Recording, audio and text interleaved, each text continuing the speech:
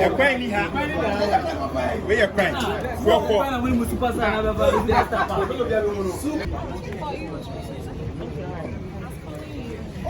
Oh, all right, deep, huh? Yeah. We've been trying to reach you. How are you? Are we late?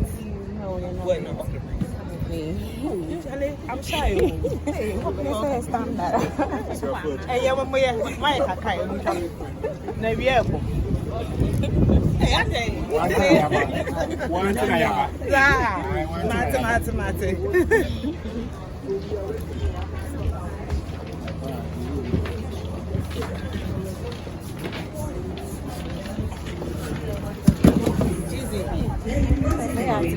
started breaking all their farms and their houses. And then he came with soldiers. I got angry and they fought about William Nema.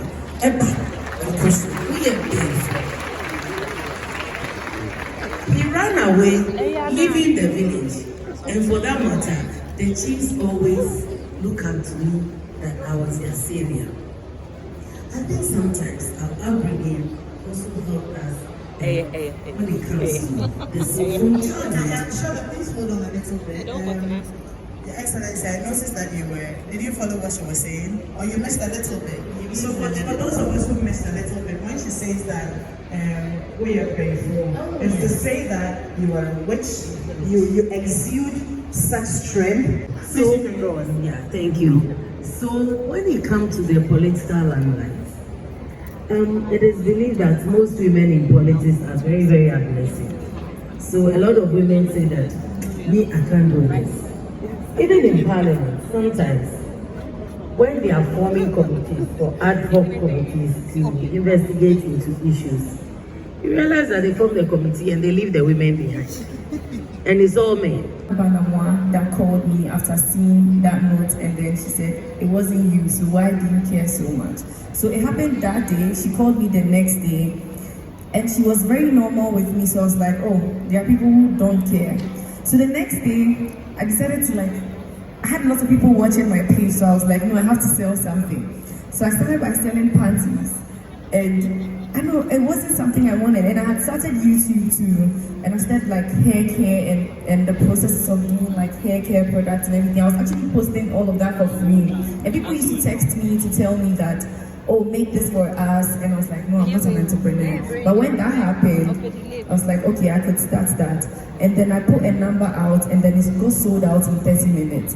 So that's when I was like, oh, I could make money from people watching me and then seeing the process. I had cut my hair the first time, and then I had grown my hair for people to see. So it was a process that people watched, and then they saw me in real time growing my hair with those products. So it was easier to sell the item. There have been challenges along the way, obviously, but it has been a good ride from what happened, what was supposed to be very bad to where I am right now. Dolores, you are my senior from the Greek Girls. And then I remember hearing you in an interview where you eventually struggled to be accepted on television. And then here you are. Yeah. Here you are. You pushed, got in there, and now you're building a conglomerate of businesses. Share with us the journey, the tough times, how you overcame, and then how you have been able to move. We need 2 months to answer that question. I know, right? So let's make it brief. Okay, so for me, the time I came on television, that was 17 years ago. It was an era where everyone was speaking English. The Caroline Sampsons and the Foresight TVs and all of that. And the people who spoke Chi were the older guys, like Efian Sampene, Mame Dokuno, and the kind. And I was in my early 20s, so coming on TV for the first time and hosting an entertainment show in the Akan language was a new place to people, so they were struggling to understand. And the tree wasn't your regular tree. I was speaking indigenous tree from Nkoko. So they were like, who is this girl? What kind of language is she speaking? And the kind of questions I used to ask and stuff, it was just like a shock to everyone. So they struggled to accept me. Back then, I remember there was graphic showbiz on every Thursday. Francis Doku dedicated his page to me to, throw me under the bus every Thursday, and gave reasons to people why they shouldn't watch me and why I shouldn't be on TV. He was like, I don't know, maybe my family members gave him money to work on me. An assignment. Those were tough times. But typical me, I knew what I wanted to do, so that didn't deter me. I just kept my eye on the prize, and I kept going and going and going and going. And it's been 17 years, and we all know the rest of the story. So I think it's the determination. Like, I can take the same story and bring it to my food. When I started that like 12 years ago, I said this before, I brought just one container of mackerel, and I didn't have a warehouse, and I kept it in my own house. I was renting a 2-bedroom or chamber house, I don't remember. And I kept some of the things in my living room, my storeroom, my kitchen, and it looked bleak back then. But this was 2012, and we are in 2025. Today, you said delay mackerel, delay sardine, and delay bread. No, we have 10 variants. We have delayed spaghetti, delayed shito, delayed non-dairy creamer. We have delayed tuna flakes, and there are other products that do not have my name on it, but they are for me. We have Tasteway sardine, Lala sardine, and a lot. And I used to do importation. Now I'm doing manufacturing in Ghana. So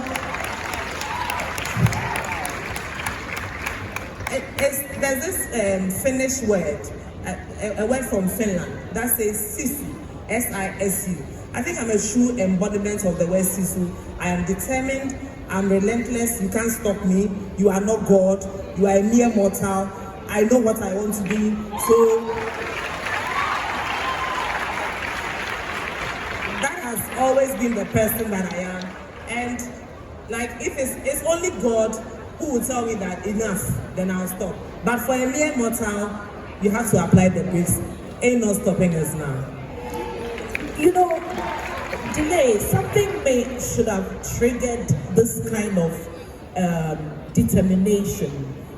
Because I remember when we were in secondary school, you weren't a walkover either. So there must be something. There are parents here. It's poverty. Poverty started everything. Poverty is a killer disease. Poverty is a bad thing. You shouldn't be a brand ambassador for poverty. When you are poor, your family members will look down on you. You become a source of pain and headache. People don't want to hear your voice. When you say something, it is annoyance. And my family rejected me because I was poor. I was a burden, I was a headache. Nobody wanted me. I ended up sleeping in mechanic shops and all of that.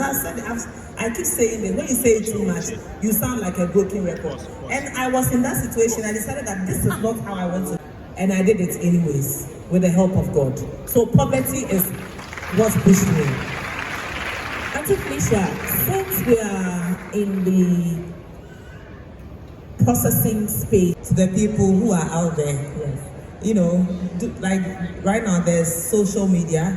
You have to take advantage of the sponsored ads and stuff like that. Because if you don't want to be out there, then of course you have to pay someone to, advertise and stuff for you. That's why there are a lot of brand influencers and ambassadors these days. You just find a known person and put their face or their name on your product, and that's the easiest way to go about things. Yes. But if you want to be seen like me, it's not like I want to be seen. It's just that when I started doing my work, I just wanted to survive. And fame was just a byproduct of my work. I didn't go out there seeking for fame. There are people who want the fame. I didn't want it. It just became a byproduct of the work that I was doing. And when I started, there wasn't social media. So I didn't think there was going to be a time where like everyone will get to know me and stuff. I just wanted to have a TV show, just wanted to make money, to pay for my rent and all of that. And I didn't know, like I heard there was going to be Facebook and all of that, and there was going to be delay this and delay that. So these people will be like me, because at the beginning I didn't sign up for the thing, and they do not want the thing. But you can still find people who are known and leverage on their brand and stuff to push your product. So if someone wants to make it and they don't want to be known, they should hire me and pay me so that I advertise for them. That's okay. Yeah. Well, so Amma, you have also taken advantage of brand or some level of publicity, and you're currently doing a hair care product. How is it going?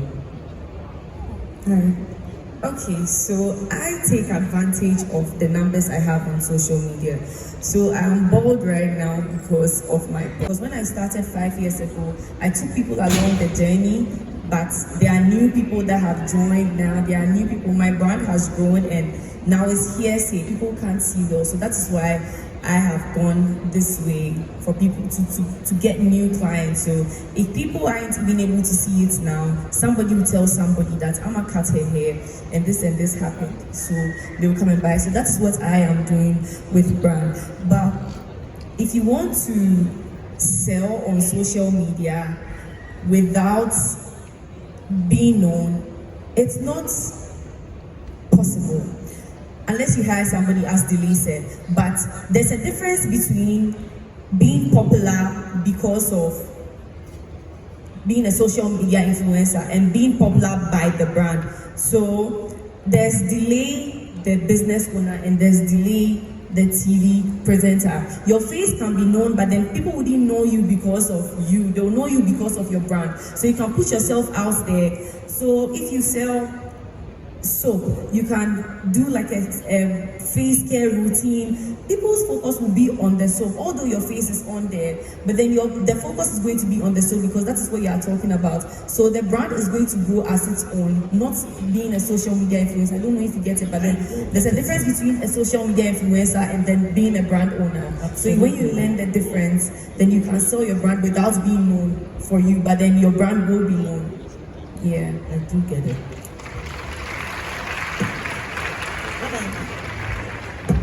A lot of women are looking